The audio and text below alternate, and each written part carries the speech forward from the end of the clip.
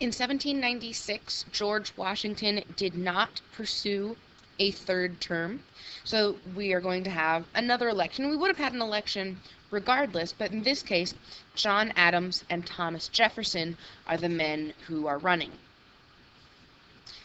We can see, even in the very early days of our country's history, that there are issues between political parties. And again, this is going back even to the Constitution debate of anti-federalists and federalists. The anti-federalists, we're now going to start calling them Jeffersonian Republicans, because they are focused on representation for the people and for states' rights. On top of this, because of really their economic beliefs, we see sectionalism with this election. You can see that along the coastline and in the north, where many cities are, where manufacturing and shipping and trade are important economies, John Adams is more popular, and that is connected to that federalist purpose, like we see with Hamilton and federal government. With Thomas Jefferson, we see that he has a lot more support in rural areas, in places where people would want to be protecting their individual rights. These are the two top people running. There were some other people running, but with the Electoral College, you vote for two people, and these two are the top two vote getters. So John Adams becomes the president, and Thomas Jefferson becomes the vice president. Even though they're from opposite political parties, they now have the top two spots in government.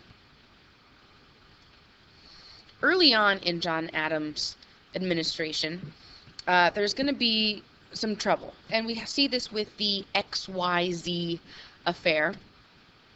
Now, France was very helpful in the American Revolution, but since then, things haven't been great. The Jay Treaty that was signed under George Washington, France is very afraid that it is pro-British. Also, America had not paid all of their war debt, and this is a bit shady on America's part. They argue that those debts were owed to a different government, the government with King Louis XVI. Now, in France, we are into the 1790s and revolutionary France. France ends their relationship, their diplomatic relationship with the U.S. when President Adams wins, because they see him as very pro-British. And so what the French started doing is they actually started seizing American ships. So Adam wants to see this fixed. He sends Charles Pinckney, John Jay, and Elbridge Gerry as diplomats to go to France and fix this problem. How can we come to some agreement? They will be working with Minister Talleyrand, Mr. Talleyrand-Périgord, and he was the foreign minister of France at the time. Well, while Pinckney, Jay, and Gerry are in France, they are approached by three agents of the French government. Talleyrand had sent these three guys and suggested, well, if you just pay us this money now under the table, we will stop seizing American ships. And the American representatives, Pinckney, Jay, and Gerry, said, as of course you will remember from this stellar video, that millions for defense, but not a cent for tribute. So America refuses to pay this bribe, and this will result in the quasi-war. It is a series of naval battles, naval engagements, over the course of 2 years. It's not an official war because war is never officially declared by the government of the United States. But it does put a lot of strain on John Adams' presidency. In response to the quasi-war, Adams' administration passes the Alien and Sedition Acts. When we're talking about aliens, we don't mean little green men from space. Aliens refers to foreigners. And so the alien part of the Alien and Sedition Acts, this changes the requirements for naturalization. Naturalization is the process of becoming a citizen. And under the Alien Acts, the requirement of residency, it was 5 years, now it becomes 14 years. And Adams is really doing this because he's afraid that there are people in America who are not yet citizens, but are on the way to being citizens, that they would support President Jefferson and his vision for the United States. A lot of these people are French.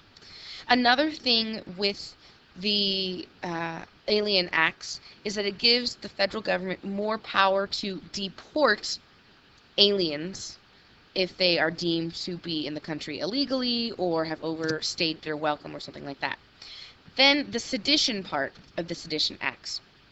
Sedition means plotting against the government or trying to start a rebellion, and the sedition part of the Sedition Acts outlaws the publication of false, scandalous, and, quote, malicious writing against the government. So you're not supposed to badmouth the government according to the Sedition Acts. And this is because the newspapers, there was a print war going on. The press was totally influencing politics. And so Adams is using this as a way to cut down on criticism of government policies. The question then with these acts is, are they constitutional? Can you protest? Can you speak out against the government, or is it illegal? And can the government change the requirements for naturalization in the process of becoming a citizen? So to find that out, we have to go back to the Constitution. In Article 1, Section 8, it says that the federal government, the national government, has the authority to establish a uniform rule of naturalization. So yes, the Alien Acts are constitutional. From the First Amendment, and any amendment means a change that is being added to the Constitution and it is part of the Constitution, Congress shall make no law abridging the freedom of speech or the press. So the Sedition Acts were not constitutional. Another thing in response to the quasi-war, there are some politicians who feel that President Adams has gone too far. He has exerted too much authority with the federal government. Jefferson and James Madison, they feel that the government has overstepped their powers. So they decide to sort of try and influence the states to say that this has been unconstitutional on the part of the federal government. They're going to do this through the Virginia and Kentucky resolutions, trying to get these states to get other states to call out the federal government. What they really are highlighting are states' rights. Both Jefferson and Madison believed in states' rights. They are Republicans, these Jeffersonian Republicans, and they feel that the Alien and Sedition Acts are interfering with states' rights and the citizens' rights. So what they suggest is what they call interposition. This means that according to Jefferson and Madison, they feel that the state should be able to exert its power if they think the federal government is creating laws that interfere with the citizens. So if the U.S. government is doing something, it is abusing its power and harming the citizens, that the state feels it has the right to get in between and prevent those things from happening. Jefferson even goes so far as to say not only should the state be allowed to get in between the government and the citizens, but also the state should have the right of nullification, of essentially voiding any laws that it doesn't agree with. Madison thinks this is a bit extreme, but it does propose the question of, again, states' rights versus federal rights. On top of this, there are the financial issues created by war. Adams' administration is going to finance this through taxes, both taxing the citizens as well as tariffs. Tariffs meaning taxes added to imports from other countries. Jefferson really dislikes this because it is very difficult for citizens who don't have a lot of hard cash on hand. In many cases, it ends up being people in farming and rural communities. So again, Jefferson is going to have reason to criticize the Adams administration. Finally, the quasi-war ends in 1800. when Napoleon comes to power, Napoleon doesn't want to bother spending any time fighting the Americans. He wants to focus on fighting the British and taking over Europe. So Napoleon is okay to find some common ground and end this war with diplomacy. After the Adams administration, Adams was not a popular guy. So we get to a new election cycle in 1800. And Hamilton, he wants to make sure that all of the work he has done in both the Washington and the Adams administrations, that work is maintained. He is working, he is campaigning for Adams and for the Federalist cause. And the main people who are running in this election, Thomas Jefferson, and his sort of companion in this would be Aaron Burr, and then John Adams, and Charles Pinckney, one of the diplomats who was sent over in the XYZ affair. Well, John Adams was not popular. He loses the election, and because in the Electoral College, the electors choose 2 candidates, Jefferson and Burr tie.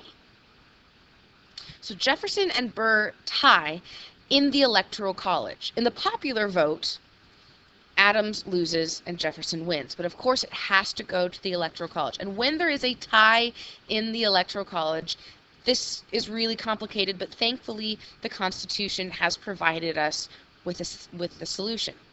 If there is a tie in the Electoral College, it then goes to the House of Representatives.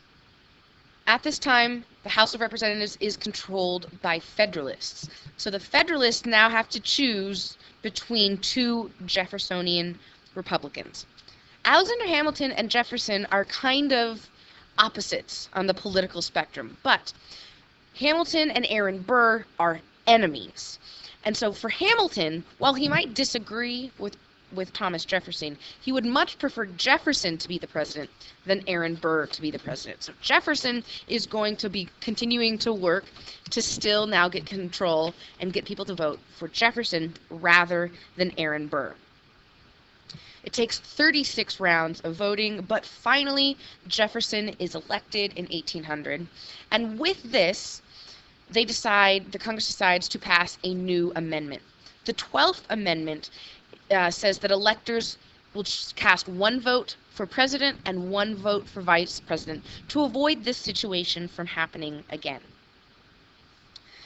The problem with this election cycle is that the election happens on the first Tuesday of November, and then the new president is not sworn in until the following March. So what we see with John Adams is what's called the lame duck period.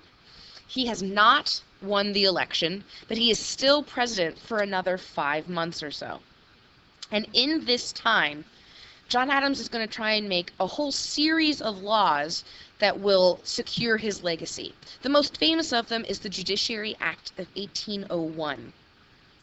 Congress is still Federalist, and so it is able to pass this law that increases the number of federal courts and federal judges.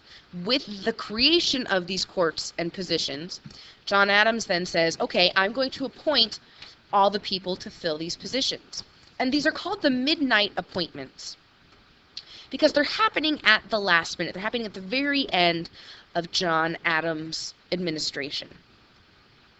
These spots are confirmed by the still Federalist Congress, and there end up being 16 different judges who are appointed. One of them is John Marshall. He is named as Supreme Court Justice, but he was still under John Adams. He was the Secretary of State, and it was part of his duty to deliver all of these appointments, to literally drop off the paperwork for each of these judges. Now, of course, John Marshall made sure to deliver his own paperwork.